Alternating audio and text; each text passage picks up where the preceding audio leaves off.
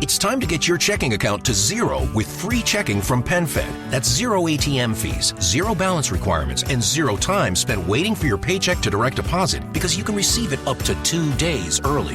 Open your account with just $25 and see how big zero can be. Apply online today at PenFed.org/free checking. Early direct deposit eligibility may vary between pay periods and timing of payers' funding. To receive any advertised product, you must become a member of PenFed, insured by NCUA. PenFed's got great rates for everyone.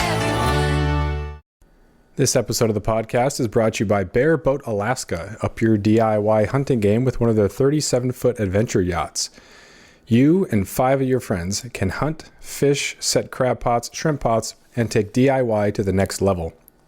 Bear Boat Alaska is locally owned by a Ketchikan resident who lives here year-round.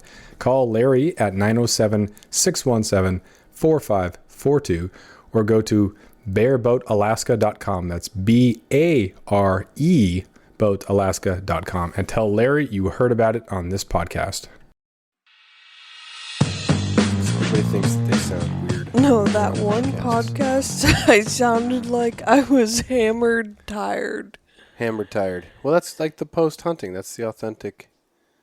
But it wasn't post-hunting. Was it I post-hunting? don't know.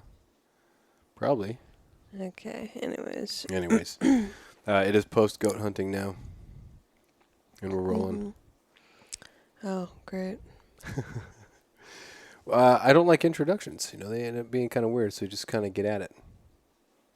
So, got a goat. Yeah. Had a late. How do you feel? I feel good. It was kind of similar with the caribou that I wasn't like jumping around, cartwheels, yeah, or like I don't know. I just felt satisfaction, like a deep appreciation and satisfaction for the whole thing. I don't want to get overly like whatever about it, but It's such a cool animal. Like, it is. Oh, man. It happened so fast too. We went out there. We hiked up from sea level to 3,000 feet, and as we're getting near where we're gonna make camp, we see a little goat off on its own, kind of on this ledge, and immediately thought Billy because it's by itself. Mm-hmm. Watched it for a little bit from 450, something like that, and then it kind of maybe looked like it knew that something was walking at it. There's 3 of us, Ryan, John, Abby, myself. And so we continued. We're in this kind of dip, almost a saddle between these 2 kind of peaks. And so we just kept going, made up camp. And I went to look over the ledge just because it looked like we were pretty close to where it was, and it was still there. It was bedded really close to this edge. Like it was about ready to get out of town if need be. Yeah. Yeah, and I mean, I worry deer hunting about where the deer's going to fall, but goat hunting is a whole... Yeah. You will... I mean, I don't know. I'm not going to say you'll always see goats if you're looking for them, but if you look hard enough, you'll find goats. The question more is, like, are they somewhere that you can retrieve it if it takes 4 steps? Like, that's the margin of error. And this is my second like kind of real hunt. The 2 hunts you and I have been on, they were kind of technically goat hunts. When I proposed, that was supposed to be kind of a goat hunt, but there was nothing obvious. I'd never been up there before, and we were seeing deer all over the place. And so, hey, we're going to get this done. I'm not going to propose if I don't have an animal. So Okay, well, yeah. I don't know. That's just kind of what I had in my head. So it shot an awesome deer, and then we went again, and weather window. Okay, we just couldn't get around the mountain, and so that was the day, and so shot a really nice buck last year. The real goat hunt I was on was a drawn hunt that the buddy was tagging along to haul meat, and then he invited me, and I was like, absolutely. I was very new. I didn't have. This was like my huge growth type hunt. And when I say growth, I mean I learned how to buy some good stuff. I had these really cheap Bushnell trophy. I think they were Bushnell trophies, but they were horrible binoculars. I was embarrassed. I hiked up there after school, got up there, and they're glassing with Vortex. I think Ryan had Swirl, and this is a different Ryan. And I hid my bushnells. They were pathetic and gross. And I had these. Is this why you're like such a gear junkie now? Well, this is how I saw why it mattered. To that point, I'd killed some deer, and I was like, well, this doesn't really matter. I have some warm stuff. I had this old Cabela's camo, which I still have. I wear it for rut. It's too big, and it's kind of heavy. It's not really waterproof anymore, but it keeps you warm when you're wet. But for the Alpine, it was just kind of didn't really have much. I had these cheap Browning pants, and I wore those up there. And Ryan was totally outfitted with Kuiu. Jesse was totally outfitted with Sitka. And I just saw how easy it was to put on the layers. And while I was fumbling around with a mid layer that didn't really fit very well, and I just put another layer on top of that, and I had a wool jacket, but it did nothing against the wind. And so it was just it was a mess of misfitting stuff. And I just saw, oh, okay, you got base layer, and then you put on the fleece, okay, and then you put on a windproof jacket, and you didn't look, puffy and weird and whatnot. And they had puffies too, and I thought, oh, there's some validity to this. And then I think they both maybe had Stone Glacier packs, and I just had my Cabela's frame, which I'd used before. And then the optics, it was unbelievable just to see the clarity. And they were scrutinizing a goat from hundreds of yards away. And they're like, well, because he drew a nice tag. And so if you're going to draw that tag, you want to get like a really nice goat. There's really good potential. The dude's got 2 guys to pack for him, so might as well. Mm-hmm. Nothing wrong with that. And so they're looking at 500 yards. Like, is it 9? Is it 10? I'm thinking, how in the world are you assessing? I didn't even know how to figure out if it was a billy or not. And so I learned. They were like, okay, it's billy. It's by itself. The big ones are usually by itself in really tough places to get to. This is what you look for nannies. And so I just absorbed so much about the habitat, about how to act, and about, just everything about it was so cool to see, from the goat aspect too, but also from the gear stuff. So I took from that a real appreciation for when you see a dead goat up close, a really big one too. It was over 10 inches.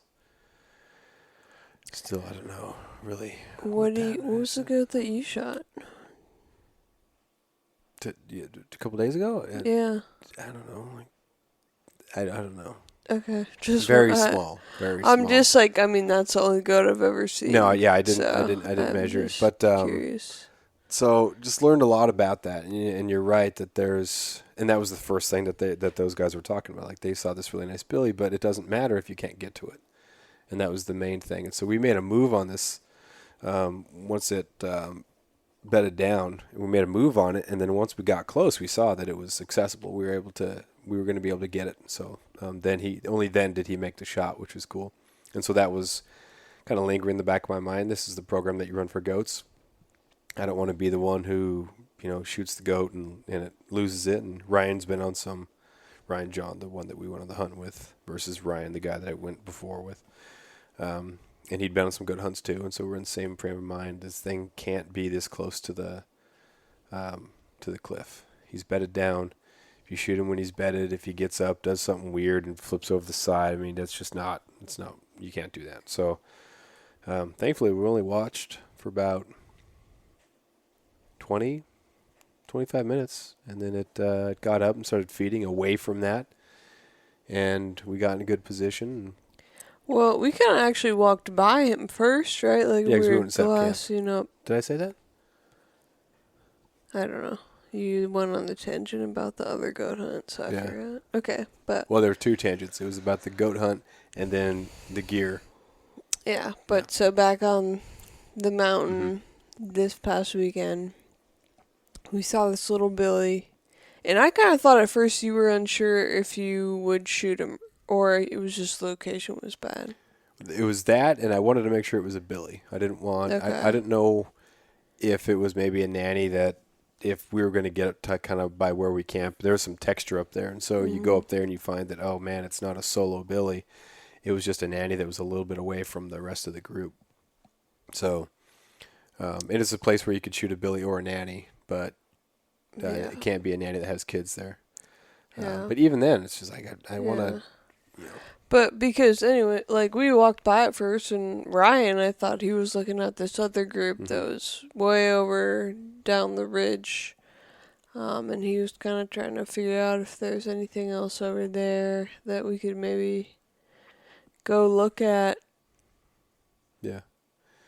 So we saw him over there, but it was clearly 3, 4, 5 kids, and then maybe 2 or 3 larger ones. And so we thought, well, it's definitely 2 nannies, figuring maybe more. Maybe there's a billy in there too. Maybe there's something that we can't see, but trying to figure out, what is what when you have them all together. Then it's like a game of shuffle or whatever that card game is. So you think that's the billy, okay, and then they walk together, and then all of a sudden, wait, is that the billy or is that the nanny? And I think so. Or like we went around something and kind of lost sight of them, and then came back out, and we were like, is there another? Yeah. Because there's kind of actually more, like there were more trees there, and more kind of texture that they could actually disappear into and reappear from than you might picture on a goat hunt. Yeah. I think some of the places you look at goats, it's just sheer monolithic faces. And just total rock, leftover snow. But these areas, some of these mountains are definitely have goats and have a lot more of that. It's like really rugged deer almost territory. Yeah. But then like you have those sheer rock. Yeah, slick vegetation that when you start sliding, you will never stop. Never stop. No, never stop. So, so we saw those, and then I think that's when I went over and checked on that guy, and then we just decided to make a move. Is like 180 got a little closer, it was 130, and then shot it, walked up on it, and then we put 3 into it, which was good, and then walked up on it, and it was a little smaller than I thought. It's so hard to get any frame of reference. I think that might be the advantage of, like, if you see a big lone billy and you just really scrutinize it, maybe it'd be really big. And we looked at it and saw that the horns weren't super sweeping back, really tall. Didn't have like the face muzzle hadn't like really developed. It didn't look like an old billy. But it definitely was. I had seen it pee, and I thought I saw the parts. And then it was alone, so all the things said that. But I was still a little nervous walking up to it. Just wanted to make sure that it was. After years of fine print contracts and getting ripped off by big wireless providers, if we've learned anything, it's that there's always a catch.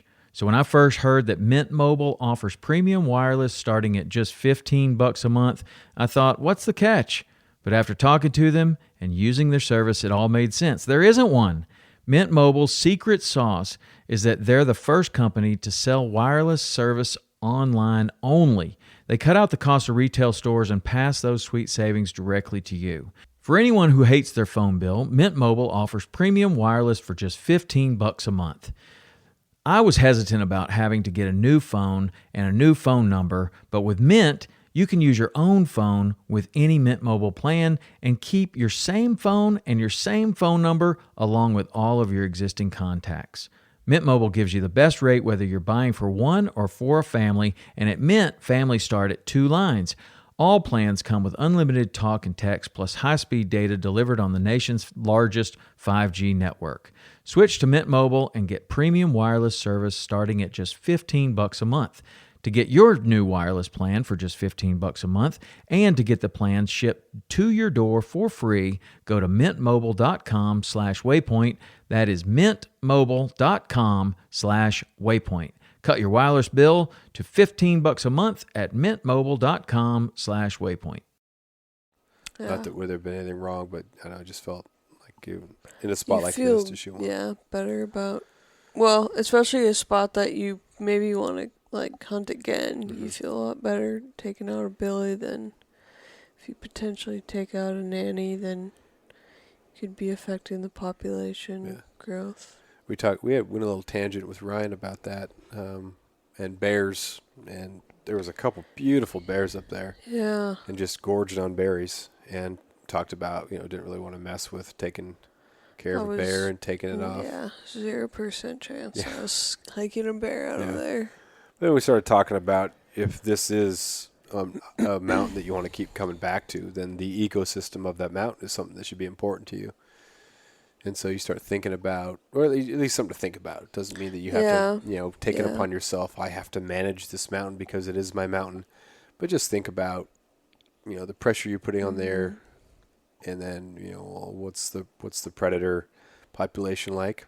And so maybe if you do have an inkling for a blueberry bear, then might not be a bad thing to take out a bear and, make it easier on the goat kids, but. Yeah, 'cause it was weird too that first day we were there. It seemed like that the main group of goats, they had a bunch of like eagles and ravens and just a ton of birds just circling them. Yeah, I was amazed at just how many of those birds were around. There were just birds everywhere, and they were aggressive and real like hungry. some hawks and just fighting each other. Yeah, I've seen some videos of birds just taking out young fawns or baby goats. I don't know if I've seen a baby goat one, but they just dive bomb and just do some damage. Yeah. And then they're just working together to inflict as much damage on this kid, calf, fawn, whatever, until finally they can have it. Kind of where the parents are. Like, where's mom when this is going on to her offspring?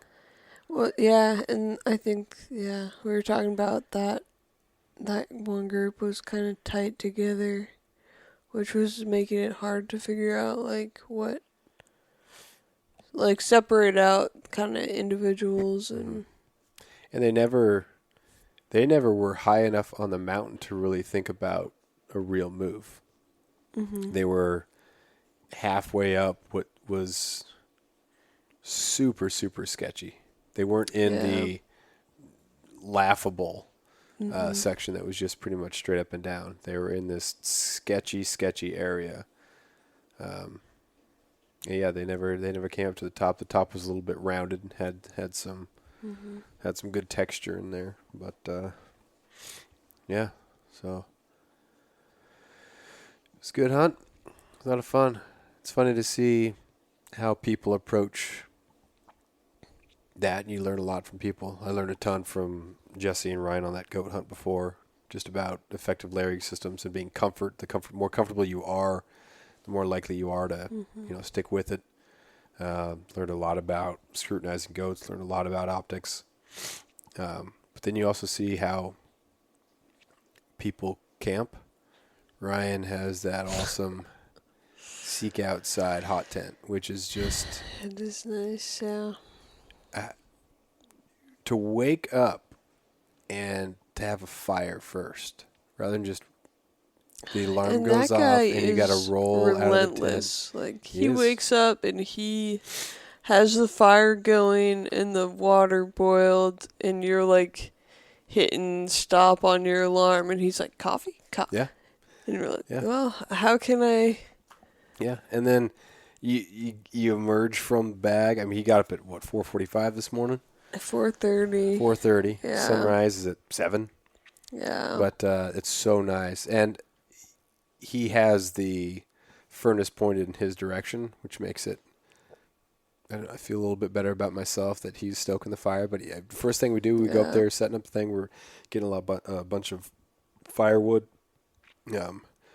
Need to get a new saw because that thing is pathetic. It was so hard to saw. Yeah. Even small pieces of wood. But you got to wake up, and the amount of food that he brings. Yeah. Also unbelievable. It's like in case if he shoots an animal, he wants to have a lighter pack on the way down, so he brings 40 pounds of food on the way up. Well, and that's the thing too. there's this idea of be as light as possible. Don't take extra stuff you don't need. You know, how can you get the most calories for the weight? You know, and Yeah. you can do the math and you can measure stuff and you can weigh stuff, but man, that's a lot of extra stuff to do. And there's something to be said for how does it feel on your back? Because when you get up there and you don't have to worry about this is my one little bag of food and I have to eat this bar, this disgusting bar that just because it happens to have, 330 calories, it's my lunch, my meal replacement bar, but it's awful. I don't know. I've had a couple of those meal replacement bars and it's like competitive hunting. Whereas like it's fun to just be up there and we brought plenty of food. Yeah. We ran out. Actually, no, we have about half of a log of Hempler's summer sausage. Yeah, we got plenty of food left, but and some cheese. We do too. because we ate half of Ryan's food. Not true. Well, we did have some. Yeah, I mean maybe not. They might not have picked up the sarcasm there. So if they don't know that you're being sarcastic, they think that we ate half of the food. But yeah, it's nice also to have a camp that's like that, where you're just kind of sharing stuff. And granted, we shared much less of our stuff than he shared with us. But yeah, just cool to have that as camp. It was a fun camp. Yeah. And the hot tent was awesome. Yep. And we kind of worked together on the way up. I hauled the tent. Yeah. And it was even just nice too to like took an extra day off and just knew we were gonna have good weather, so you could just get up there and just enjoy. Like we took a nap one day. Yeah. Just that was different than the hunts we did down south too, when people were actually south and north. I used the blacktail weekend as kind of the thing, except for before school's in session in August, you can take a couple more days, but usually weather's going to come in, and so you're looking at 1 to 2 day hunt. yeah. Some days it's easy, you go up there, get it done, come back down. But weekend hunts are tough when you're going that much further. And you got to take a boat first, and then you got to hike up. So that first day is mostly shot. So to have that extra day in the middle to be able to, do some work and scrutinize and walk around and not be as rushed. But like down And south, just- yeah. it was 3-4 days. You kind of take what you learned that first day and then apply it and try this other spot. It's just like a non-stop thing. We did 6 days the last couple of years. Yeah. And you're just in it. Yeah, and there's just like, also with Alaska having such long seasons too, you don't, towards the end maybe you get some anxiety about like, oh, I gotta get a deer down or else I'm not gonna fill this tag, but for the most part it's kind of like, well, at least on this hunt it was kind of like just enjoyable. I'm a little bit out of shape, so I didn't feel as bad about these guys waiting for me quite a bit. Yeah. It was fun to just like see new terrain and just glass and see what was there and have fun, watching the bears and trying to see if the bear was gonna like move the goats or how the goats were gonna react or Yeah, that's another thing that I've kind of learned with hunting is first starting off was I was really a big subscriber to it's just nice to be out there, which is a really easy thing to say after you're successful. You say, oh, it's not even really about the kill. It's about just being out there. It's really easy to say that after you kill a mule deer, elk, or goat or anything like that. But I think there are certain hunts and certain times where that's not necessarily as true. If you do have a limited amount of time, like you were saying. Tyler Friel wrote an article for Outdoor Life. He says, coming to hear hunters say, it's okay, I didn't kill anything, it was about the experience. I couldn't disagree more. I haven't read all of this, but I know it was like a 70-mile hike of just craziness on a dull sheep hunt. If you're going on a dull sheep hunt, you're going up there to kill. You're not going there to look at mountains. Yeah. Well, yeah, I mean, that's obviously part of it. You don't sound like a jerk, but there's a mission involved. And I think if you do talk yourself out of it, and Ryan and I talked about this with the guy from Kansas that we met up on the North Slope, where he was talking himself out of the hunt. He was already, the weather's not good. They're not moving yet, and this and that. And so we spent the morning drinking Fireball in the tent. It's like, dude, yeah, you are in Alaska, and it's mega, and this is really cool, but you came all this way. Yeah, you can drink Fireball in a tent in your backyard. Yeah, go back to Kansas and drink your Fireball, try to get something done. So I felt that too with this mountain goat. It was not the That's Fireball, true. of course. It was, I'm here to get a mountain goat. We've kind of half done this twice and shot deer instead. We have the extra day, so this is a 3-day hunt, which you don't get necessarily this time of year. You don't get 3 days in a row with good weather, no fog, no rain. So if you're going to get a goat, then this is one of the times to get it. So I still think I'm just excited that I'm hunting and that I am a hunter, that I have experiences, but also trying to learn when, it's time to, and it's okay to say that, right? It's not like you have to have the proper reverence, and you have to always say that it's just great to be out there. Yeah. That's kind of as a coach, I coached for 13 years. Hey, kids, just go out there. Well, I mean, to me, for sure, too, it's like, if we could get enough meat, like, I want to be eating game meat every single day of the year. Mm-hmm. And so there definitely is pressure to kill animals for sure, but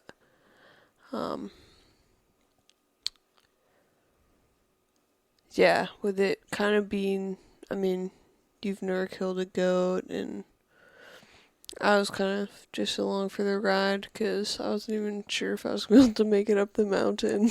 No, that was good. That was a steep hike. Real steep. But and it was a lot of fun. What was your favorite part?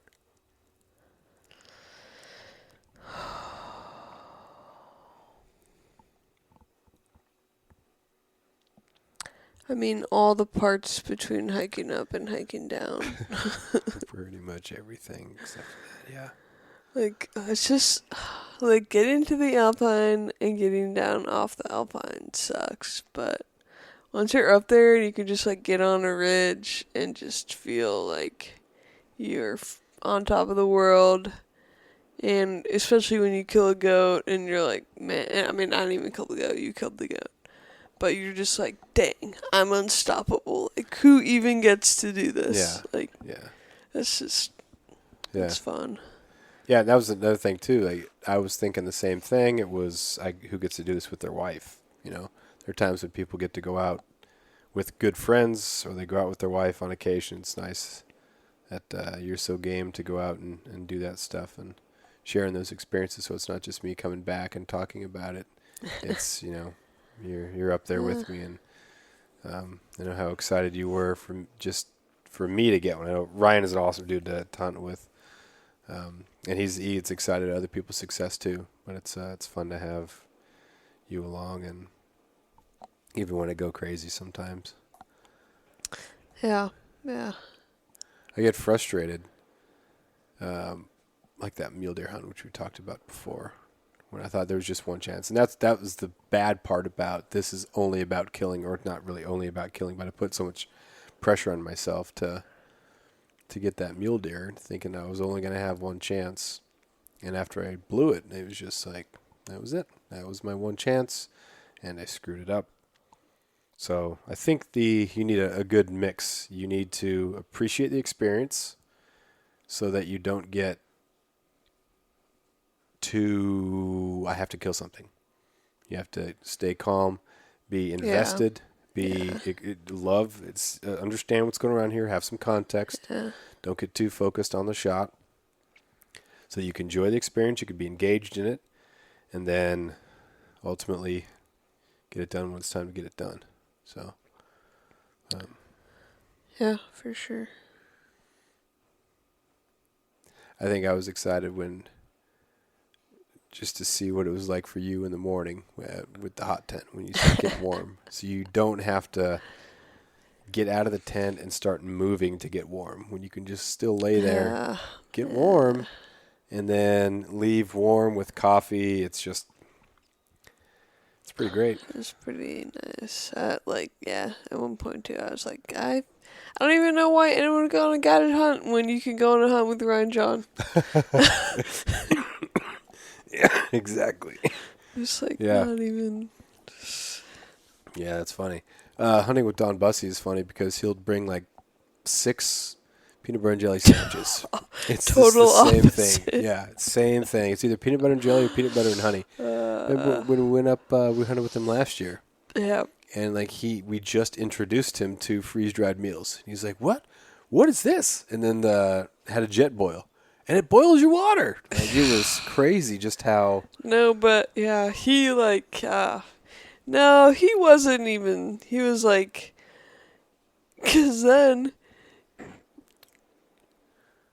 What was it like? At one point, he was like, "Yeah, but I bet you don't have this." Oh yeah. And he pulled out like some banana bread that his Yeah. wife had baked. Yeah. And I was like, "That's nice, but that's cold banana bread, That's- and I have a warm meal over Yeah. here, That's and it is cold and rainy, and I'm wet." Yeah.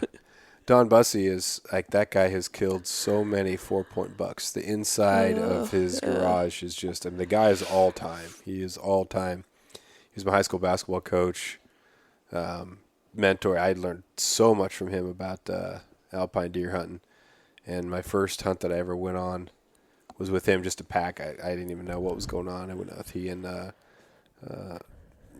that we know, Jay Heppy, went out and the tent, got out of the tent super, super early. It was super cold. Like, he just ate his sandwich as he was walking, and that was about it. I'm like, man, I'm hungry. I want some warm food. But he can live off Just cold PB&J PB&J or PB and honey. Like, that's that that's has the been variety. squished in his bag for however long he's been out. And it does not matter. And the dude is 6'4". You know, he's a big, strong, Midwestern guy, and he just crushes. Bring some peanuts too. I think he's got peanut M&Ms, and maybe He some is a snack big peanuts. peanut M&M guy. Yeah. Yeah. But still, it's like, Yeah. What's your favorite camping food? Or like your day. What would be the perfect day? I'd start off with like one of those skillets, breakfast skillet, just because it's calories. They're okay. Peak, Refuel, Mountain Ops, or Mountain House, whatever. One of those Honey Stinger bars things, waffles, wafer things. Those are awesome. For lunch, it's so hard to beat summer sausage and cheese with crackers. yep. Pepperoni, actually, I think is my ultimate favorite. If you could get... like the big log of pepperoni. Yeah. If you get some apples up there, too. If you have an apple, too. Like, that's unbelievable. I do really like apples, but they weigh a lot. Yeah, it's not worth it cost-wise. And then dinner. The chicken pesto from Peak is pretty awesome. The beef marinara is pretty good. They're all pretty good. Yeah, I'm a big fan of like chicken and rice or chicken and dumplings too. Yeah, I like granola as a snack. Got on that a little bit. That was a good finisher. We had that after the meals last night. Yeah, if I'd had a cook, like, I think in retrospect, we had a big bag of cookies waiting for us at the boat. And that may be the only reason why I made it off down the mountain as fast as we did, because Snickerdoodles. on that second night, I was like, man, a cookie would be so good right now. Yeah, we had a lot of salt. We had the Element salt things, which are great. We used to do none a lot, but then if you have, it tastes like outdoor candy. A lot of these bars and a lot of these other things. The RX bars are awesome. You have a blueberry one, but there's some of that blueberry sweet there. Everything is sweet. So it's nice. If it's not sugar, it's a sugar replacement, or even that bar that Ryan had that was mostly mango, just the sweetness from the mango. It's so nice to have the Element to get some of that salt. Yeah. That's actually like I don't when I'm up on the mountain. I like sweet is like the sweet and the textures of things are two things that just like really determined for me. Like I'm just like I don't know like the like Ryan was super into gummy bears and I was like I Those just are so good. I would yeah Yeah. I like salt. Yeah. The sweet is not what I crave on a mountain. I think I'm not a big fan of candy when I'm off the mountain, but on the mountain, that's become kind of a thing that Ryan brings, and I'm like trained to eat gummy bears. They're so good. They're not the regular weak brand. I don't know what I gotta see. Yeah, they do have like a better texture than most gummy type foods. It's the Albanese. Yeah, probably. Albanese, I don't know. Visit the Albanese world's best store. Yeah, those things. It's so much better than your cheap, lowbrow, whatever. But oh man, he's got those. Now. But we used to hit the Pringles hard, and that was another thing I was kind of craving. Yeah, we've that was kind of the Wyoming hunt thing. We always had some sour cream and Yeah. onion Pringles in the. But then the I car. went on my health kick, and I was like, Pringles are actually pretty bad for you. We can't eat Oh yeah, them they're pretty anymore. horrible. Yeah. Then we had a bag of Cheetos. That's When we got back. disgusting. Yeah, I can have some Cheetos, but I think that one kind of cured me from it. That was the proposal hunt when we walked all the Yeah. way off the mountain. Just the color, I just can't handle anymore. That color? sounds like really. That Like was a very specific thing. yeah, I don't know. Yeah. Just the orange. Yeah. Yeah, it's nothing. On hunts, that's kind of an excuse to eat way worse than I normally do. I'll just blame Ryan. But yeah, I don't think there's something too wrong with it. I mean, you're doing a ton of exercise. You know, Yeah. if you're trying to subsist or totally live off gummy bears, I think that's probably the wrong deal. Oh yeah. But Yeah. No, but I mean, you definitely need energy. It's just like not like I would rather like the tortilla chips with the salt or like the Pringles with the salt. Like that's potato chips. yeah, he brought up some the chili cheese The Frito Fritos, twists. those are barbecue Fritos. I Barbecue, think. yeah. Yeah, those are pretty. Those are pretty Yeah. good. Hit the spot. Yeah. Food. And then we came home and had caribou tacos.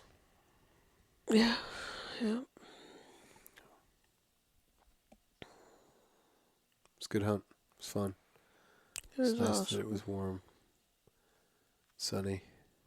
Got a goat. Now, rain looks like is going to be in the forecast for the until April. So No, it's gonna be sunny and like 70 tomorrow and Wednesday. well, it's not going to matter because it's during the work week. We'll be I back at know, work. and then but, it's that's what's gonna gonna be happen. rainy. But Yeah, we need to get some work on the deer. yeah, we're lacking on the deer front. Yeah, if you'd have 4 years ago, if you'd have said, Jeff, there is going to be a September in which you have more caribou and mountain goat in your freezer than deer, I would say, what? You would think that we had moved to Wasilla. Yeah, yeah.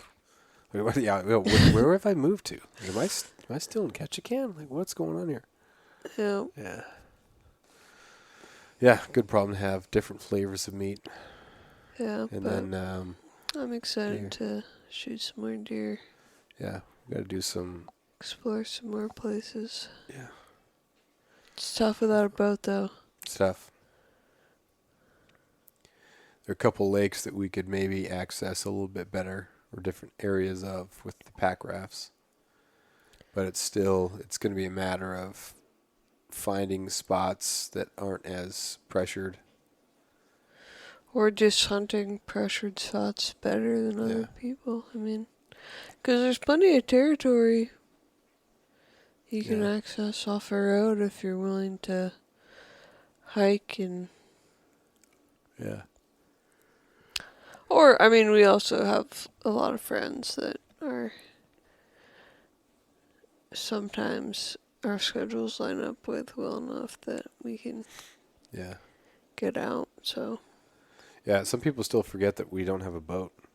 Yeah, that's Like, what I tell I myself. forgot you guys don't have a boat anymore. No. But, yeah, I don't want to say that I'm looking forward to the challenge of getting deer on the road system, because that's just a recipe to be unsuccessful. But I think it's going to make us have to focus and be better hunters rather than just be lucky. I think certain areas you can look like a really good deer hunter because there's so many deer around. Oh, yeah. If you have a boat and a four-wheeler... Yeah, if you have toys, that can make you look like a really, shoot really good... Yeah. Yeah, and time off. That's all you need to get the toys, so... You don't even need time. Like, I mean, you could shoot 2 deer per weekend for 2 weekends. And yeah, it'd be done. Yeah, so see how it goes. That will conclude this episode. Been doing some stuff for Go Hunt, so check out Go Hunt. Read my articles on there. I'm excited to be part of that, and yeah, that's about it. Thanks for listening, and we'll talk to you next time.